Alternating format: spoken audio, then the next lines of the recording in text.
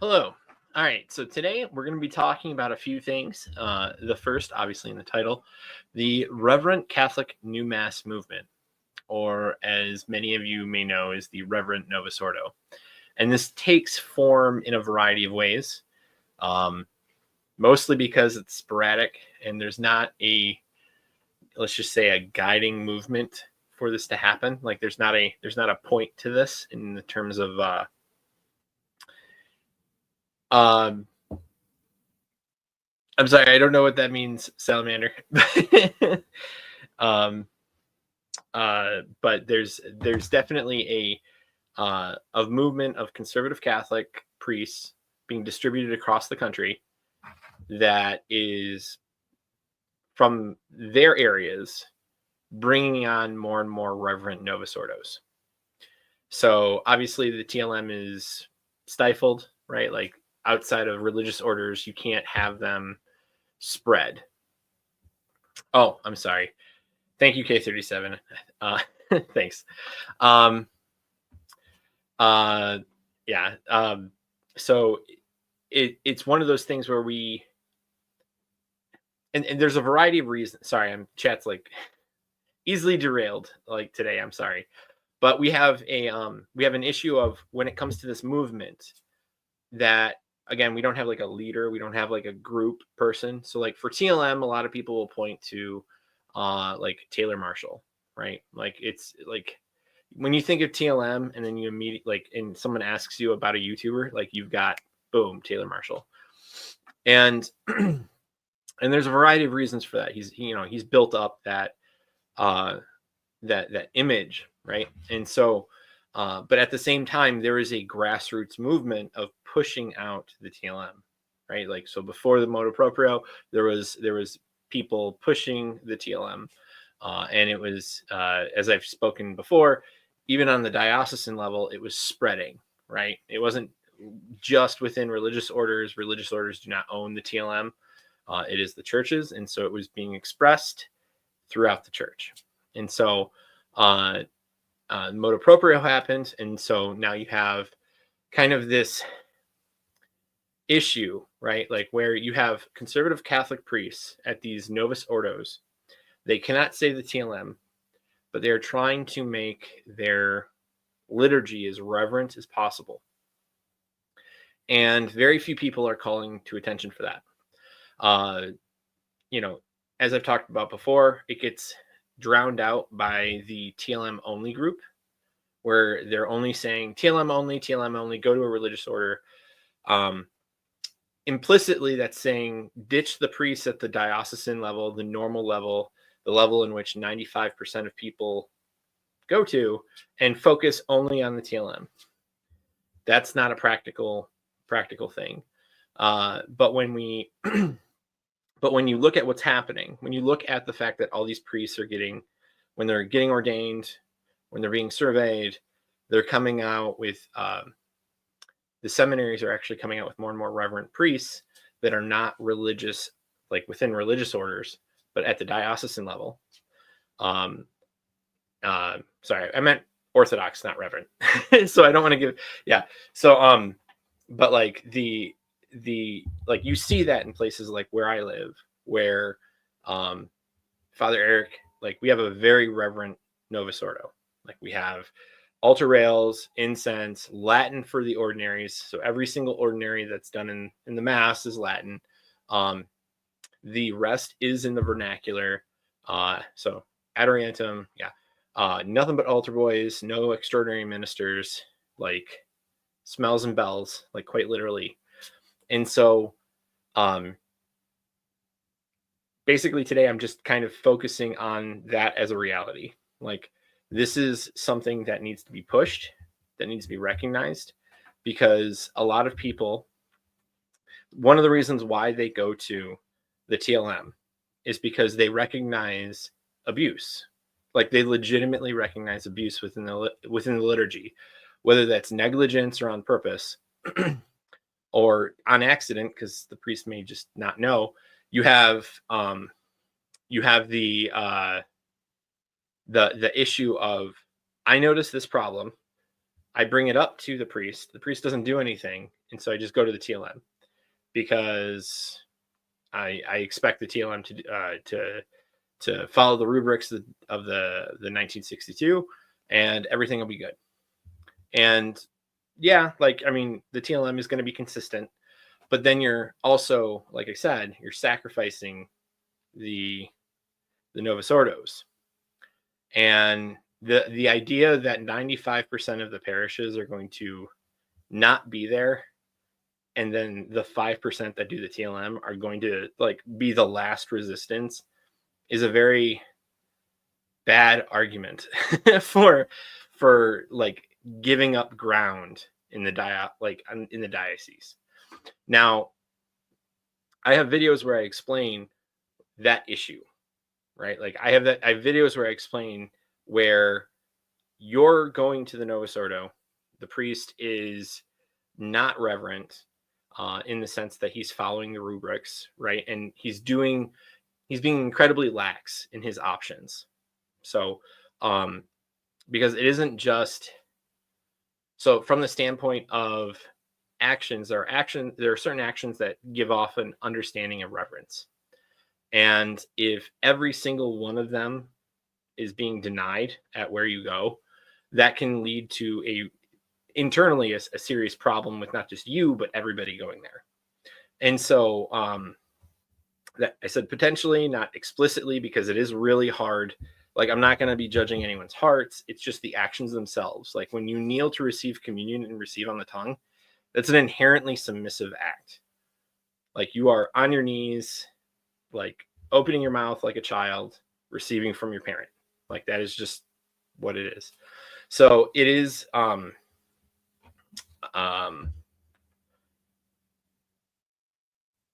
so wait, what's that?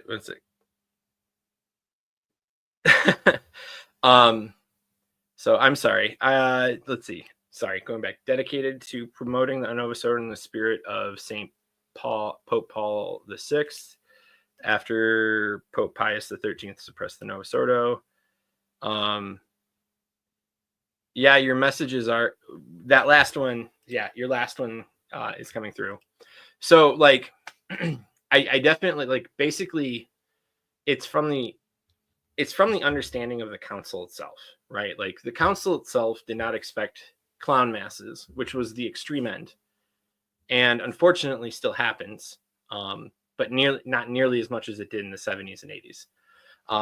You still have, for example, because I would consider this a horrendous problem, we have dioceses like supported liturgical dancing where it looks like a festivity. It looks like an incredibly profane thing, profane not being evil per se, but being common, where it looks like entertainment. Afternoon haze. And so like, hello, St. Augustine. I'm sorry. Yeah. The Society of St. Paul VI. Yeah. So like, I'm not too familiar with that society. So just being completely forefront on that. But what I want to get, like, again, this whole thing is there's a lot more conservative priests and conservative Orthodox priests within the diocese than a lot of us think there is. And part of that is, again, because we don't have a movement that's visible, in the sense that it, like, people know it. Like people know about the TLM movement. Why? Like go on Twitter. Go on Twitter. You'll see the TLM movement. Don't get me wrong. I used to go to a TLM, and I don't not go to it because I think people there are bad. I feel very called to go to the Novus Ordo that I'm at, and it has been nothing but a blessing, especially when when COVID happened. And so my priest, my father, is very, very good at maintaining the unitive way from me watching his actions. So it's kind of like jaw dropping sometimes. Like it's just whenever someone goes there, I recommend they go there, and they actually go there. They are, I don't want to say they're starstruck, because that's not That's not what it is, but they are very impressed with what happens and how it's in line with like what you would expect a Reverent Novus Ordo to look like, to sound like, to smell like all of it. So, yeah. So, let's see if you can't see all the chat. Oh yeah, if you can't see all the chat messages, switch from top chat to live chat, said by Upside Down Man. What do I think about woman lectors? Okay, so I'm gonna just so I don't think women lectors are necessarily a problem. And I know some people really get mad about that because of the understanding of the minor orders and what's going on. So it becomes it does become an issue of like, I'm not going to say like what the church, I'm not going to go against what the church has said is allowable in the sense that like I have some sort of authority. Would I prefer men to say it? Men that are seeking the priesthood? Absolutely. But there's a difference between like cutting it off completely and me as a lady giving my opinion in any way that's some like authoritative at all. Because like at the end of the day, like my opinion doesn't matter on that. And even though the evidence for those that become priests is very high. So I have a video where I go over and I show like altar boys, like it's crazy high how influential being an altar boy is to those that become priests. They also tend to be lectors. And so again, like that's drawing back to the minor orders. I think from a standpoint of practicality, one thing at a time, when it comes to like those shifts, right? Like, because the idea of the altar boys being a bigger issue, because statistically they're a bigger issue in the studies over the last like 20 years. Like they're very clearly the top thing that influences boys to become priests. Let's see. Oh my gosh, Rosie, thank you. Thank you. I appreciate you coming by. And I like the icon. So that's not the same. So like it's in the sense of like it is a discipline, but it's not from the standpoint of it's not something that I'm going to like right now push as anything, because there are at least two other things that are bigger. The first one is the communion in the hand. Like we do want to move people away from communion in the hand to communion on the tongue. And then altar boys. And lectors being done just by men is I think important from a standpoint of historical application and what tradition has shown with the minor orders. But in terms of the fight, like the pointing of what's a highly influential thing, the other two are more influential. And so like you can only like realistically, like you don't want to fall into this trap when you're really trying to bring reverence to any place, that you want to do everything all at once, right? Like that is ideal if you're able to do that, but you're really only going to be able to do that with a very small group of people. If you have hundreds of families, you're not doing that overnight. Like you can change one thing.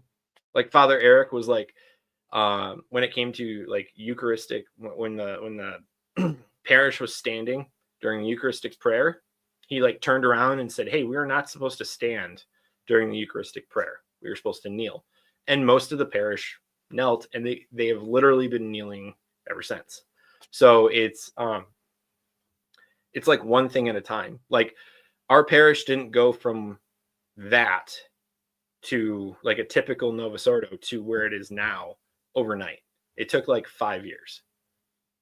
you have to be patient, and you can't just expect everyone to get on the, like, this is a movement that is, like, again, it's happening, but there's no figurehead. There's no person really pushing this. It's kind of happening underneath the radar, and it's a good thing, but we should push it when we can. And so given that, sorry, I keep having bubbles come up. You didn't need to know that, whatever. Like, it's really good it's something we should emphasize, just like how we should emphasize that the beatification of Venerable Fulton Sheen should probably still take place, given that all the checks are done, right? Like, so it's something that we push, but it has to be at an appropriate time. I'm only bringing up Venerable Fulton Sheen because it has been more than enough time, and there doesn't seem to be a real reason why we can't just move ahead with that, or at least one hasn't been provided. So, but thanks for your point, because I get what you're saying. It's ultimately a discipline, with allowance, right? So, goodbye, Rosie. Okay, so just to clarify for DBZ, we only let one of our kids watch it, and she watches. It's the oldest. She only watches one episode, like a weekend night, and so that's what happens. So it's going to take a very long time for her to watch it, but so let's see.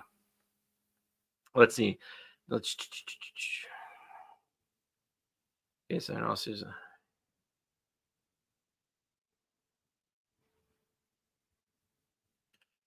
All right, so in all seriousness, how do we get such a reverent Novus Ordo movement to exist, considering that many people in the Novus Ordo are still politically progressive, or alternatively see no need for a change? I think it has to do with, and this is going to sound incredibly boring, but example. So it comes with, like, when you bring people in. So I'll give you two examples, and they are anecdotes, but I think they'll paint the picture, because this is just how it happens. When I went to St. Basil initially, we had moved there. Father Eric did the thing with the standing, and then I was the only one that received kneeling. And so he asked me if, he asked me if we, or sorry, I don't remember if he asked me or I asked him to bring a kneeler up there. And, but it was like a ways out. It was like a few months out. It was apparently me and another woman at a different mass. We were the only ones that received kneeling.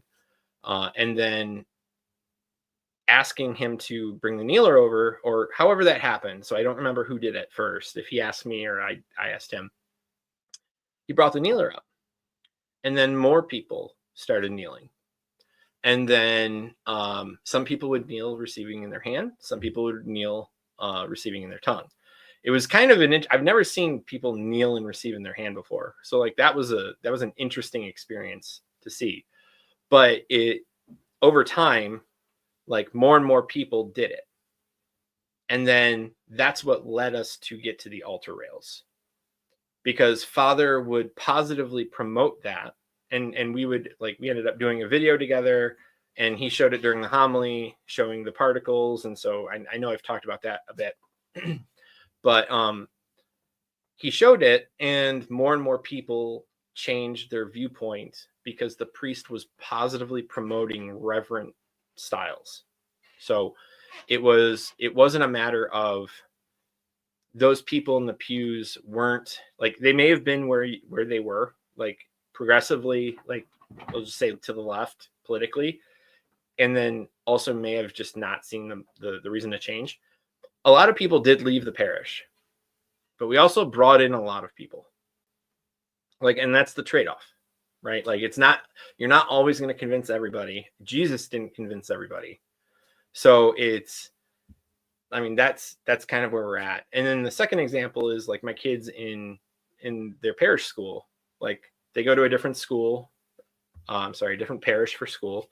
I know some people have gripes about that, but I'm glad we definitely go to St. Basil, all right, and not whatever. It's not to crap on their Novus Ordo, but it is different, very very different, and something I would not.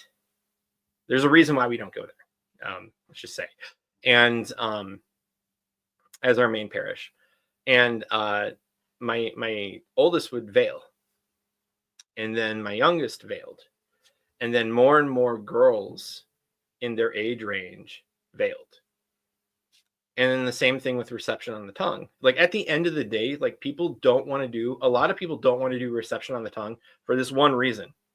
They've never done it before. And they feel embarrassed trying something new, especially something, I don't deny people who receive on the hand that they earnestly believe it's Christ, right? Like a lot of people will say, well, you don't even believe that we're serious about this and yada yada. I do. Like, I do think that they earnestly believe it's Christ that they're receiving in their hand and that they're putting in their mouth, right? And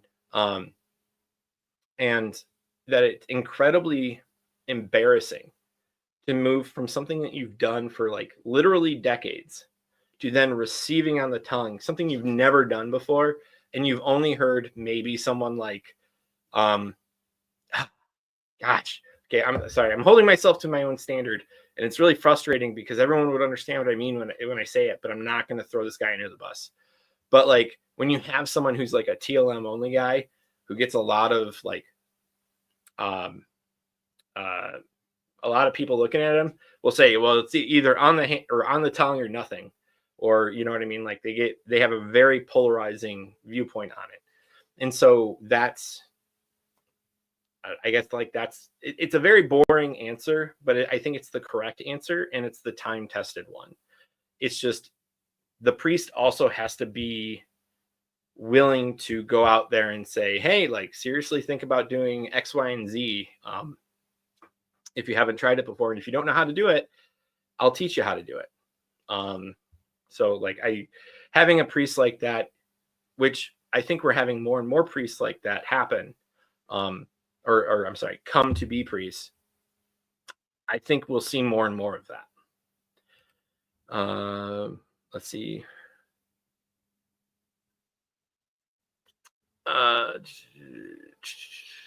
Okay, so fair enough. But would you say your ideal Reverent Novus Ordo has no lectors?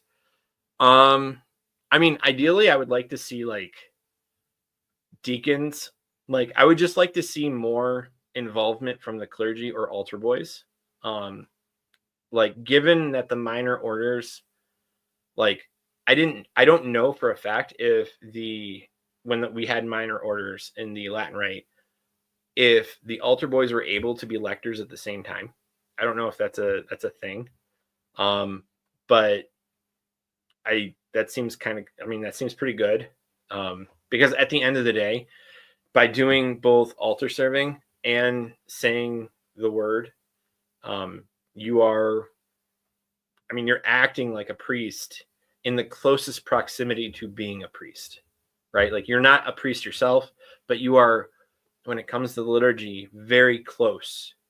And the statistics show that both of those things are incredibly influential. The altar boys being significantly more influential than everything else, than to getting them to choose the priestly life. All right, so also like don't be this is another thing.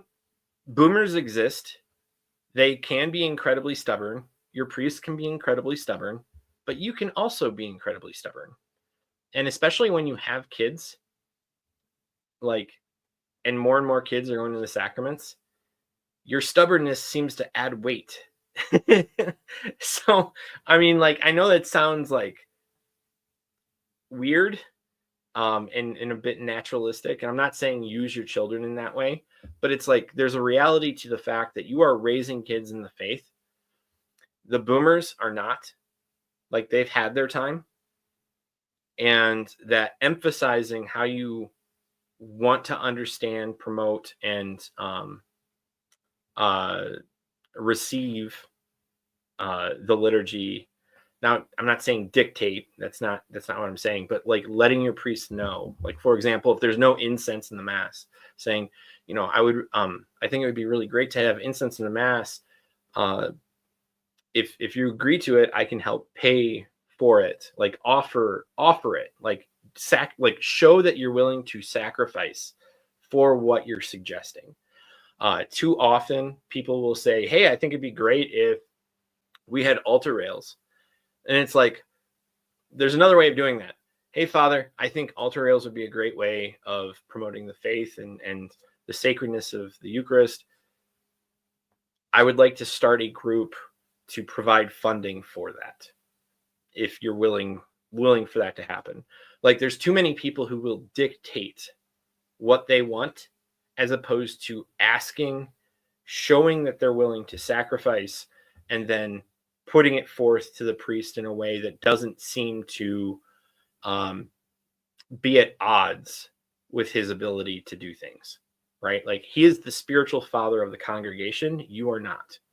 Like, I relate this a lot to family. I mean, besides the fact that that's a reality, right? The spiritual father, but like relating it to my family, if my kid told me what to do, like, no, that's not happening. Like, just it's not happening because you told me what to do and you're the child. It may be a great idea. I may think about it and later on we'll do it, after talking about it with my wife, or if it's like pretty obvious, like maybe sooner. But like, there's a way of going about things. It's the same understanding as the ends don't justify the means. Like, you have to be tactful and you have to show that you have skin in the game. And I think for a lot of Reverent Novus Ordos, that happens. Like, the congregations move around the priest, and the priest knows that he has the congregation has his back, especially in some dioceses where the bishop is pretty heavy-handed in restricting traditional devotions or traditional expressions of the mass that are entirely within the realm of possibility given by the Vatican, right? So it's a lot of things, but at the end of the day, it's about knowing that even though there's boomers, because like I've heard that, I throw this up on Reddit, I throw a video on Reddit talking about something like this, or I write something on Reddit talking about something like this, or in my own comments, somebody brings it up. It's like, but the boomers. It's like, get over yourself. Get over the boomers. Like you are a person. And if your priest is unwilling to respect you, when it comes to like what you're asking, that is completely legitimate, there's a serious case to move, right? Like that. Now, I'm not saying like go straight to the TLM, but it's one of those things where it's like, you do what you can. And if you get roadblocked, and you live in a place like I do, where there's literally a church every mile. Like, I'm not even kidding. Like, every mile, there's like a church over there, less than a mile away. And then a mile up, there's another church. And then a mile up, there's a Slavic church. And then there's a mile up, there's another church. And then and then you move over. Like, you don't go up, but you go over, and there's one a mile away. Like, there's a ridiculous number of churches around here, and we skip them all to go to St. Basil. Because again, like, I feel called to go there and help Father Eric with what he's doing.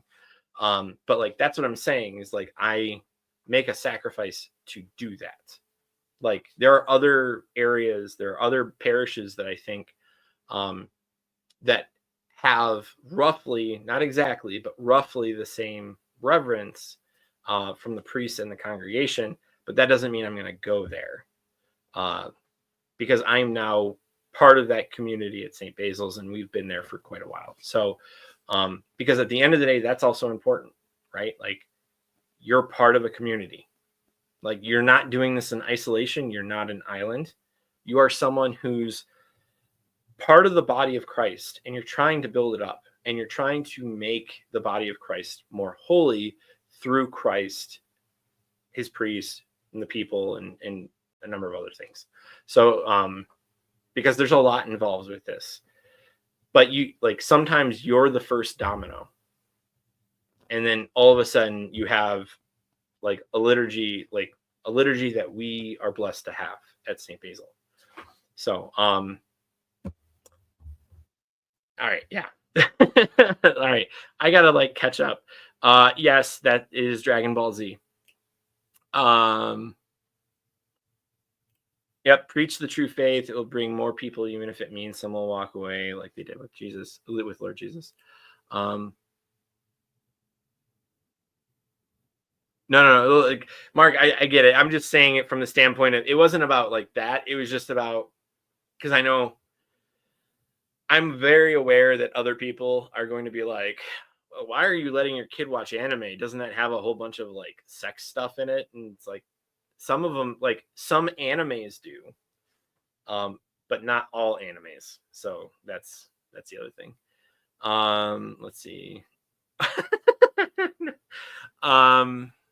All right, so I got to catch up on the. Okay, there's a whole. You guys just went. Are you talking about from the standpoint of lectors? So Papist, Zoomer, yeah. If you could answer that. Let's see. I know it's just me looking at a screen to the people who are watching, and I'm just trying to catch up with chat. Okay, cool.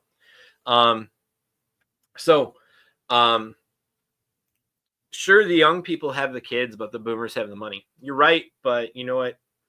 What also matters is the sacrament count, right? Like, so like this is something that a lot of people don't like. They either don't want it to be a thing or whatever, but like there's different dioceses, and they will put like a premium, not like with money, but like on the count of sacraments that you bring in. And so like that's also like one of the reasons why I think having a smaller parish is better than having a big parish. That's because like a big parish, there's a certain level of what, let's call it, managing, right? Like so many kids are coming out of the parish every year, which means so many baptisms necessarily happen, which means over a period of time, so many confirmations will happen. Maybe not marriages, but like the first two, the sacraments of initiation, first communion, baptism, and confirmation, those numbers being really high, like that's a really big deal in terms of numbers. And when you have a managing parish that is not necessarily evangelizing, but just kind of coasting on the laurels of who's there, compared to a parish that is struggling but is evangelizing to the people around them, bringing them in, having the like it creates a sense, like there is definitely a different sense being at that type of parish than a parish that's just kind of like, oh well, we'll get so many baptisms this year and we'll get so many confirmations this year, and it's like the urgency of everything is relaxed. And then don't even get me started. Oh my gosh, don't even get me started on like baptisms being a month and a half to 2 months out. Okay, like when someone gets born, historically they were baptized that day or the day after, right? Like a huge period of time that was the case. But in our first world, with our first world problems, we will push that back to a month and a half, even though canon law says to wait 2 to 3 weeks. So there's no sense of urgency when you do that. Like if you are taking your kids to mass, like this is something I live by quite literally. If you take your kids to mass, they, again, within canon law, it says 2 to 3 weeks. Logically, you would expect them to get baptized when they're there. So like within the first 2 or 3 weeks of of them being born, going to a mass or two, they should be there. Because just think about it logically. If they're going to mass, why aren't they baptized? it takes 15-20 minutes to happen in the mass. Outside of the mass, it could take 10 minutes, depending on how many things the priest wants to add, because sometimes they'll add like things to emphasize the community aspect. And honestly, I have no idea where that stands in terms of the germ, in terms of the sacramental like not legitimacy, but legitimacy of the actions that they do. Or two, like you do it in the old rite, where people will outside of the mass, where the baptism is done in the old rite, that looks very beautiful, and it's in my opinion very, very efficacious, because there's just a lot more going on, and there's a lot more personal things that are attended to, but that's a completely different topic. But my point being, baptism is really important, and it makes no sense that we push it off as much as we do. And in those managing parishes, they push it off a lot sometimes. And I don't understand why, because the urgency of baptism is just not shown. And that may not look like the same thing as like what's in the mass, but it absolutely, like, it ties in directly, right? Because it shows that you have the faith and you understand the urgency of baptism to give to a baby that doesn't know better, that the parents, reasonably speaking, do not know better because their catechesis has been so bad. And so you have the secretary making these decisions on when to fit it into the priest's schedule, when, I mean, like, there are just a lot of options, right? Like, there are just a lot of options. And we don't seem to take those options in mass, as in like in the population. So sorry, that's just how I naturally talk, because I'm a statistician. So I'll say in mass just to do that. And I'm talking about Catholic stuff, so that's confusing. Let's see. It was, let's see. Yeah. So Father Eric was absolutely ready to come to the hospital to baptize her kid. Well, actually, no, he wasn't ready to baptize the kid in the hospital. He was ready to baptize the kid on Saturday. And then we chose to push it back a week. So that was good. I mean, like, it would have been great to do it on Saturday, but it just wasn't. It was weird. I prefer the idea, if there's a priest in the hospital, like, the priest baptizes the baby. Just because I'm old school. There's no like, it's almost like there's too much red tape about baptism. Just do the baptism. Like, their soul literally depends on it, and it depends on your faith, and it's your responsibility. Like, now, I'm saying do it with a priest, because that's the ordinary way. I'm not saying move against the church in that capacity and do an illicit baptism. It's valid, but illicit. But yeah, don't do that. It just, like, I'm all about getting the priest to do it as soon as possible.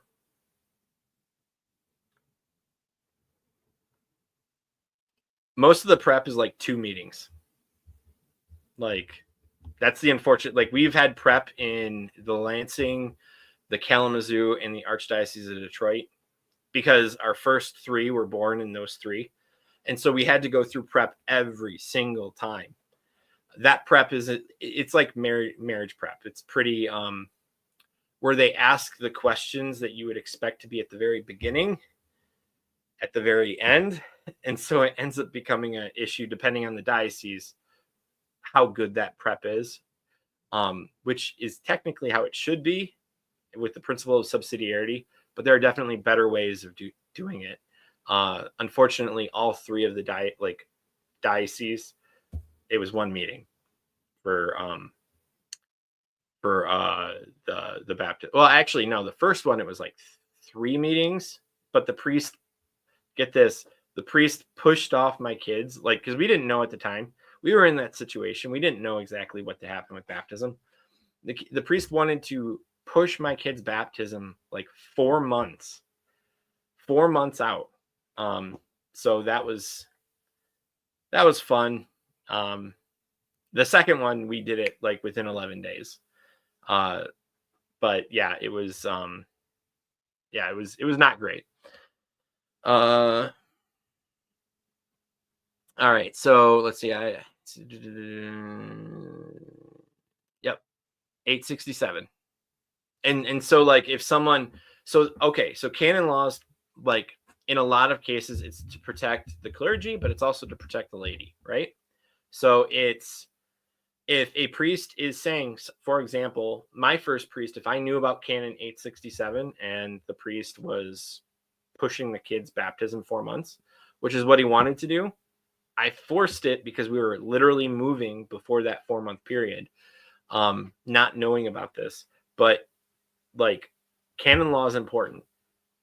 And if a priest is pushing it, like, bring it up to him that you understand this and that it's, you want what's best for your kid.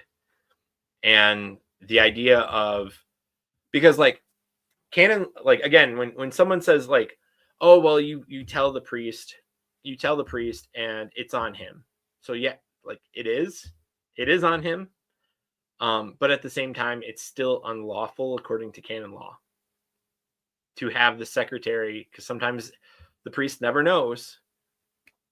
It's the secretary doing everything. The secretary will push the baptism out. And so you have like sacraments being determined by a secretary and not by a priest, because the priest is, again, we're in a priest shortage. There's a crisis of priests, doing everything, and the secretary's taking, the phone.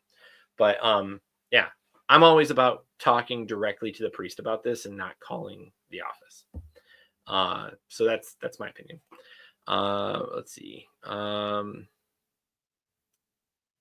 So it may happen in February. I need to make sure that he's okay with doing it. I think it's like, let's see.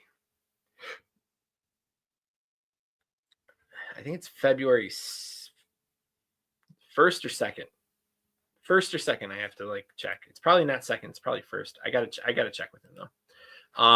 But yeah, that should be happening soon. Yeah, so that's why I said illicit, because it is unlawful for you to do it outside of an emergency, but it's still valid. The ordinary means of a baptism happening is through the parish, through the priest or deacon, and sometimes a bishop, but that's very unlikely for that to happen, just given the proportion of bishops to laity.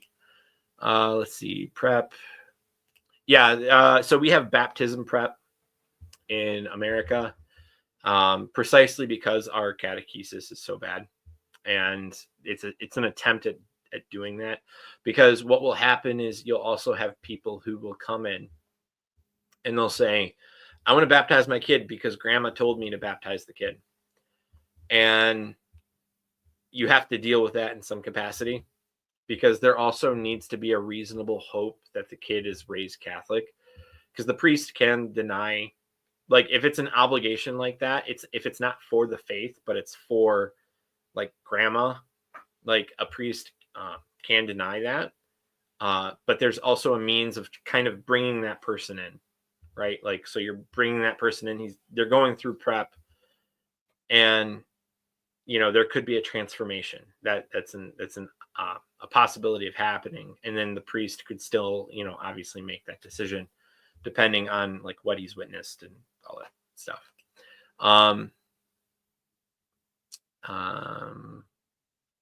Yeah, so like that is a detrimental thing. So if we I'll just read it. If we stopped making it some massive family event that everyone needs to come to, and instead of something where multiple can happen at once, I feel like we wouldn't need to push it out. No, like, you're absolutely right. And like, again, it doesn't take that long for the ritual to happen. But like, my mom, for example, got really mad when I was like, she's getting baptized in 11 days. And my mom was like, well, what? Like, why? And I was like, because it's more important that she receives the baptism than for everybody to treat it like a birthday. And like, that's it. Like, you can treat it like here's the crazy thing. You can still celebrate it after the baptism. Like, I don't understand that. Like, it's like we do that with so many other things where something happens and then we have like an open house for your graduation in high school. Does not happen the same day as your graduation. It happens after. Like, and yet, like, I don't understand. We prioritize the like really dumb things. Yeah, it's graduation's important. Don't get me wrong. That's not what I'm saying. It's just like it's like career. You're super focused. Your religious life, we got to make it a good party. Like, it's just like, no, you don't. It's okay. Right. Like, it's the baby is not going to know, like, at all. Like, the baby is going to be probably nursing and going to the bathroom and falling asleep. Like, that's 3 or 4 times while the party's going on, like, in a cycle. Like, so, okay. So, all right. I just want to emphasize that when it comes to the main topic of this video, that we understand that this is not isolated. A Reverent Novus Ordo is a real thing. It exists. It exists abound. Like, there's a bunch of Novus Ordos. Does that mean you have to discern between Boomer Parish and the Reverent Novus Ordo? Sometimes.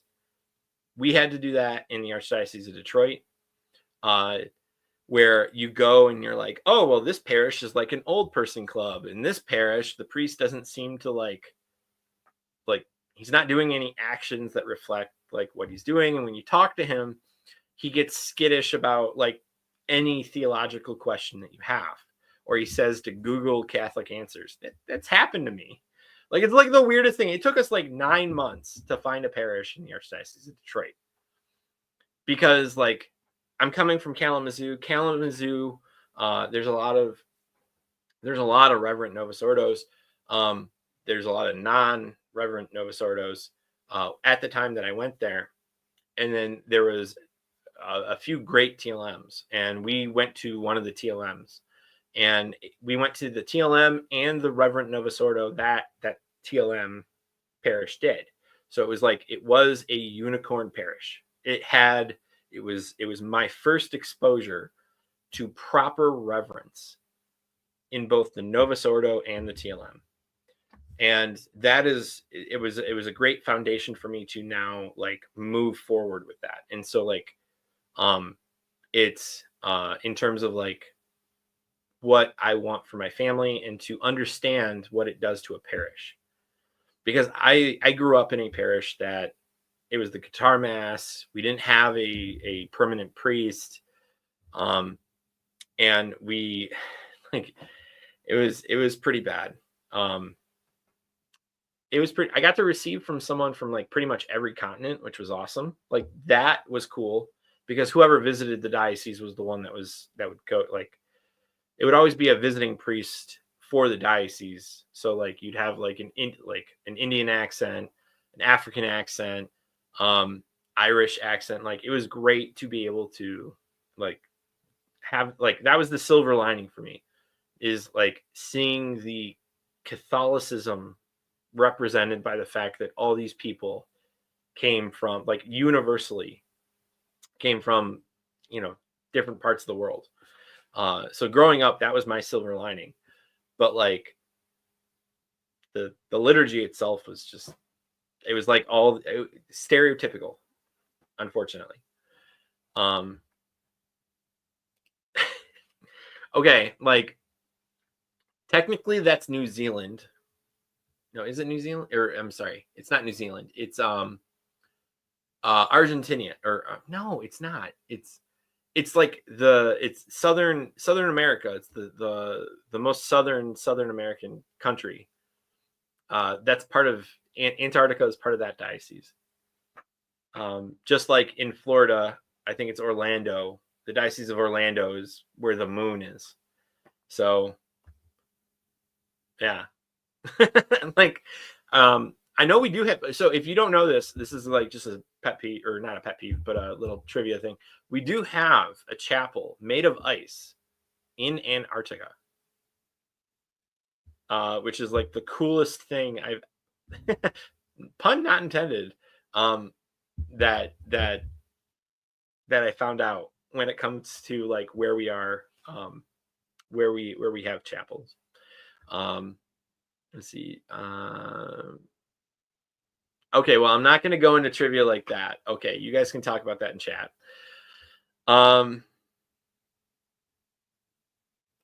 Right, which is why I said it's like the most southern. It's the most southern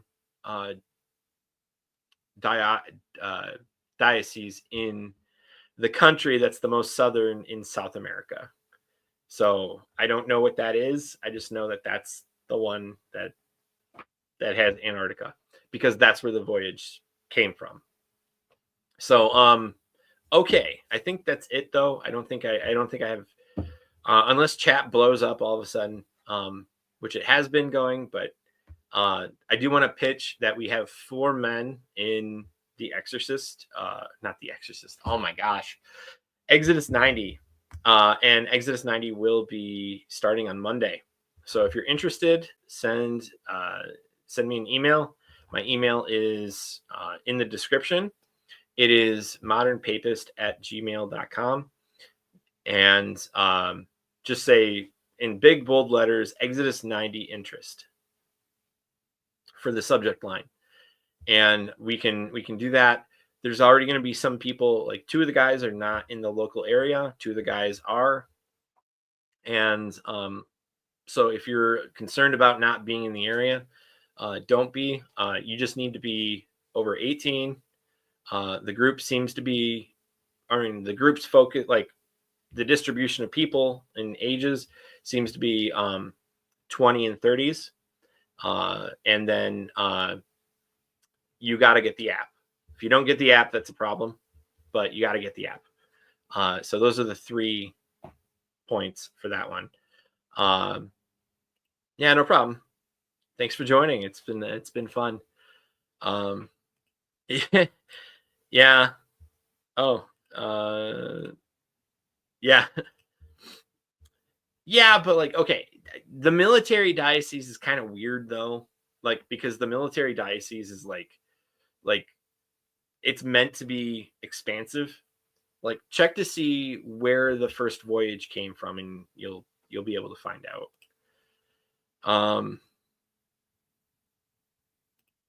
So, all right, yeah. So, are you finding that there are other Orthodox young priests and seminarians in your diocese? Does it look hopeful for the future in your area? All right, here's my 2 cents on that. I think the fact that Archbishop Vigneron made a Institute of Christ the King Sovereign Priest parish a shrine was a huge deal.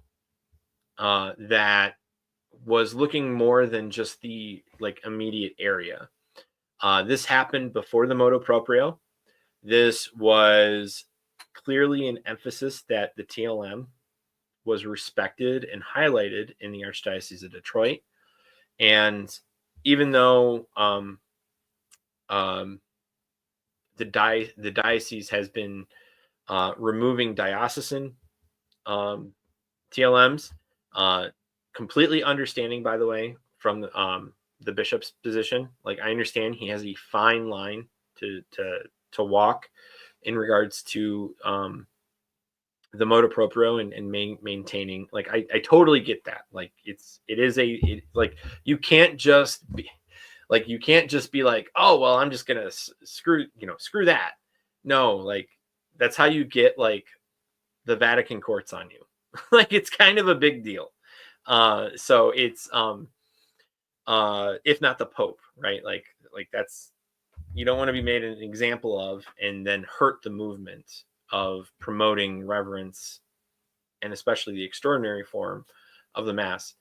But I think because of that, and because statistics have shown that with every new generation of priests, with every, let's see, it's a priests are becoming more and more orthodox. And some people will say like orthodox, according to the Novus Ordo.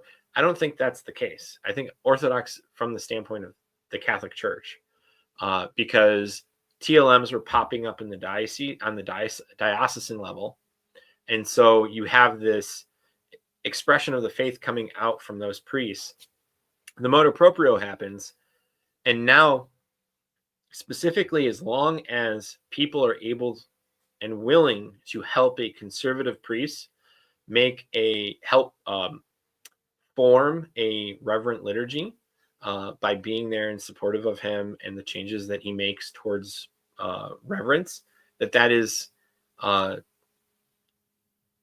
that's the way to go. And in our diocese, I think that is soon. I think it will be the majority, and not because just because a bunch of priests are retiring, but because there's a lot of new priests that are like they fit that mold. Like they are conservative, they are orthodox, they appreciate tradition, and they're trying to promote it within the parishes that they go to. Again, that doesn't happen if we all just jump to the TLM that is like 2 hours away. Like that's not going to like that. You're not going to help those priests express the full reverence of the Novus Ordo by doing that.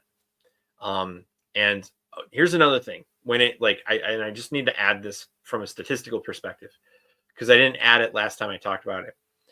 The study that says that 80% of the Catholics leave from the Novus Ordo, that study is like 10 years old. Not only is it 10 years old, it's with an understanding and like the audience that it brought in, like they were raised in the worst type of Novus Ordo. That's not the case now. Like it's not the case that the average Novus Ordo is just an incredibly lax display of a blurring of the lines of the sacred and the profane, right? Like that is, because that's the biggest issue that most of us have, is that the sacred and the profane are too mixed. And we want it to be sacred here. God is here. We're coming to God. But like none of this profane crap. Like it's just like don't bring in things that are too, mundane. Like, so it's like we want the reverence that we read about from the saints. We want the reverence that we know our tradition has. Like, please do it. Like at the end of the day, that's the argument from the trads, right? Like that's just what the argument is. So, but yes, to answer your question, Papist, I know it's like I went on a bit of a tangent. I do think that's exactly what's happening. We're getting more and more reverend Orthodox priests, and we're seeing that expression in a variety of ways, but they're all pointing in that same direction. And I am very happy about that. The full thing, no. Not that I know of, I should say. He may have. Now, like on Christmas, he totally tripped us up. He totally tripped us up because he did the Our Father. So we have all the ordinaries in Latin. The Our Father in particular, we do in English, except for Christmas.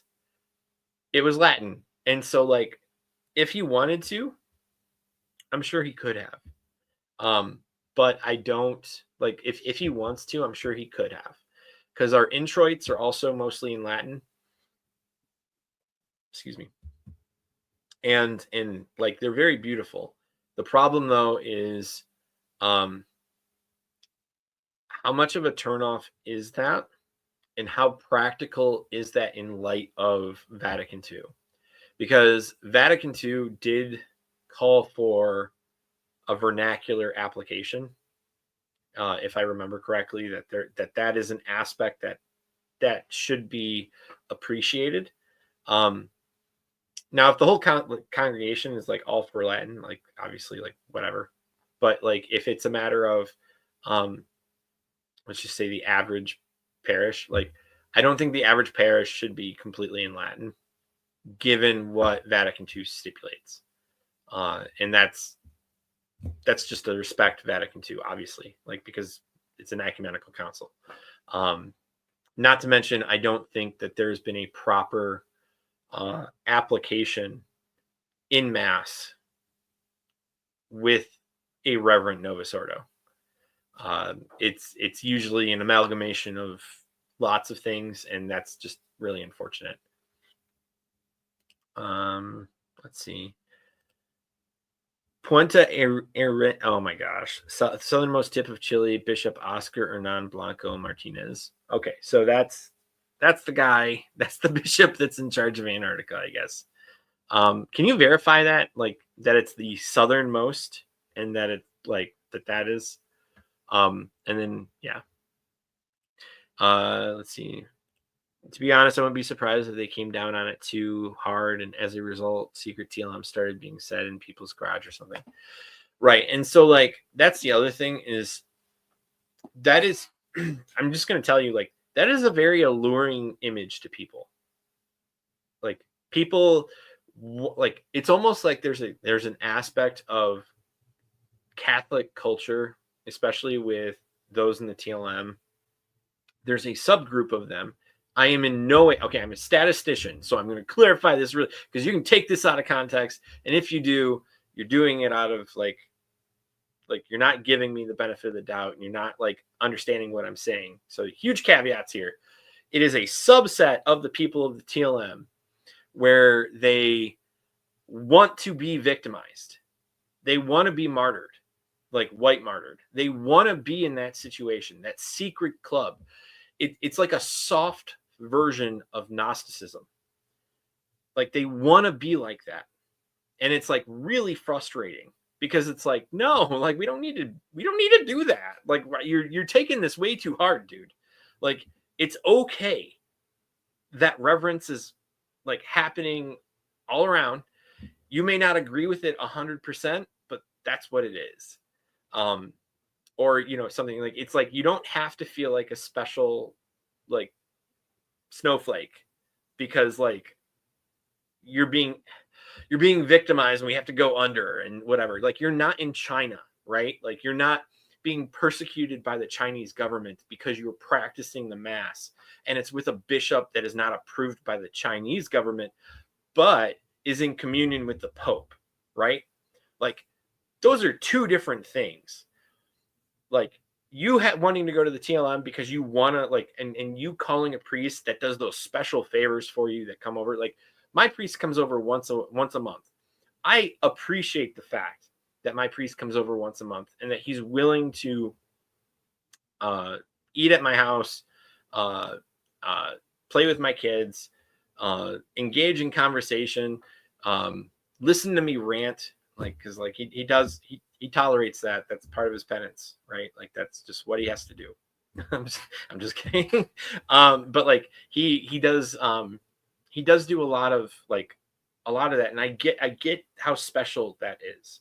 But we also have a small parish that allows for that to happen. Like if you go to some of the TLMs, they have like thousands of families. It is very hard to get a priest over when you have thousands of families going there. Like that's a good thing that many people want the TLM. Like I don't think that's a bad thing.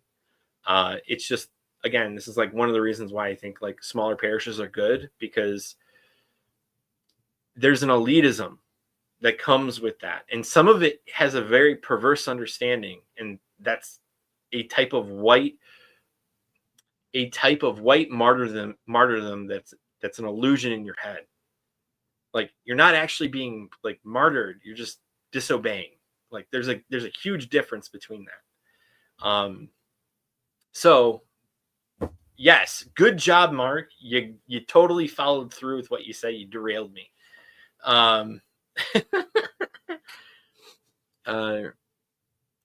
Yep. Yes. And let's see, this happened. The mess.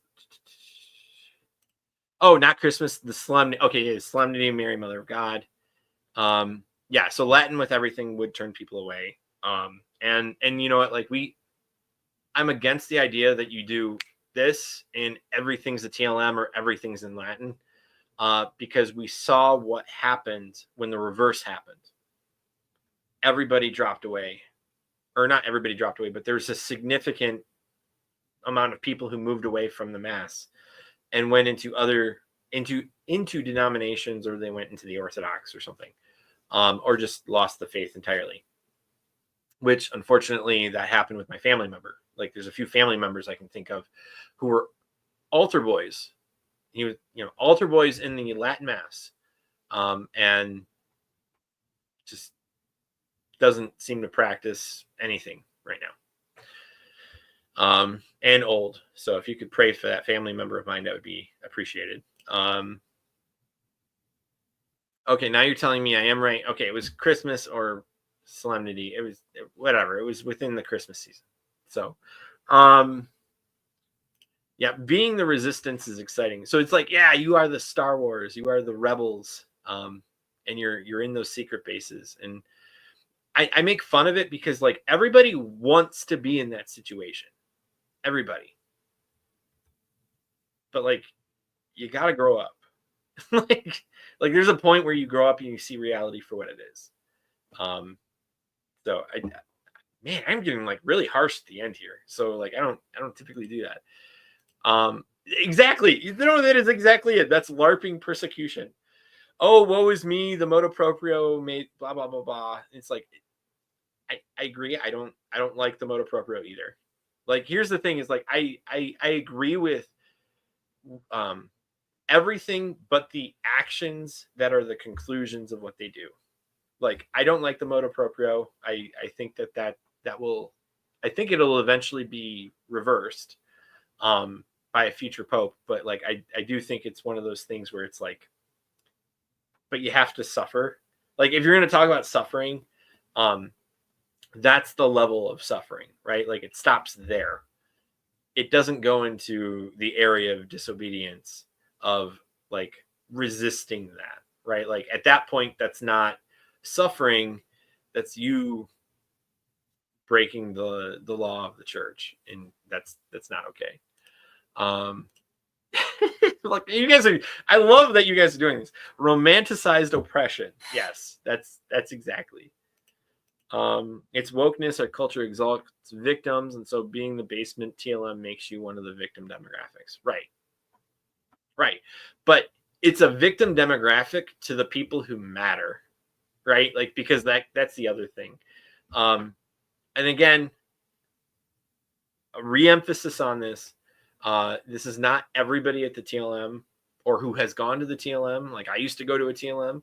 I have like my missile, right, is right there. I actually have two missiles, but that the 1962 is the one on the bottom. Like it's not a matter of like I have any bias towards those people. Like I used to be one of those people, and I don't reject them. It's a matter of like you call a spade, like. And ironically enough, those same people would probably say the same thing. Like if they saw something, they'd want to get on top of the, admonishing of other people. And it's like, okay, well, like there is a point where that has to be reflected back and applied to yourself. Like, and you just you gotta be humble. Humility is like a terrible thing in our culture. Like our culture hates humility.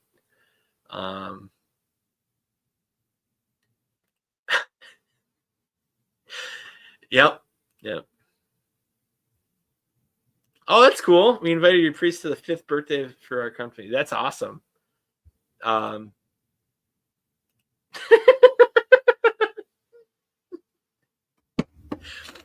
Well, no, that's great to have a relationship like that with the priest.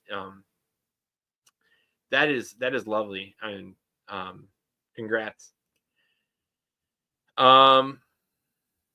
Okay, so I think that's it. Yeah, so thanks everybody for you guys did it. Like I said, we're coming towards the end, and of course added another 20 minutes to the video, which I'm gonna have to like go back and edit and see like what's applicable, because that's what I do. I try to do that because like not everybody wants to just like wait for me to like read what's on comments, even if they're good. No, I did ask, and it's important that I did, because like these back and forths are really good, and the Midwest, I really do. Matt Walsh is really good at just ending the show. He's like, that's it for today. And then he does his own like slogan. I don't have a slogan. If I had a slogan, here, oh, that's it. We need a slogan. If you can come up with a slogan, we'll like brainstorm that slogan. Put it in the comments section. A slogan, and we can do that. Like, because I'd love to like actually say something, but like so many people like have great slogans, like return to tradition, which helped a lot at the very beginning of my channel. He really pushed us out a few times, what Father Eric and I talked about, and really, really great. I don't agree with everything he says, obviously, but his is Ave Maria. I'm like, oh man, like how do you beat that? Matt Walsh is Godspeed, and then like, yeah, it's like, all right, it is going to be a fun 90 days. So yes. I made sure not to say that this time, so that's true. So okay, all right, I think I'm good. Thank you everybody for calling me out. I appreciate that. And you know, whether you're over here or you're in the world of tomorrow, I appreciate you paying attention and conversing. And well, I guess just have a great night and have a great weekend.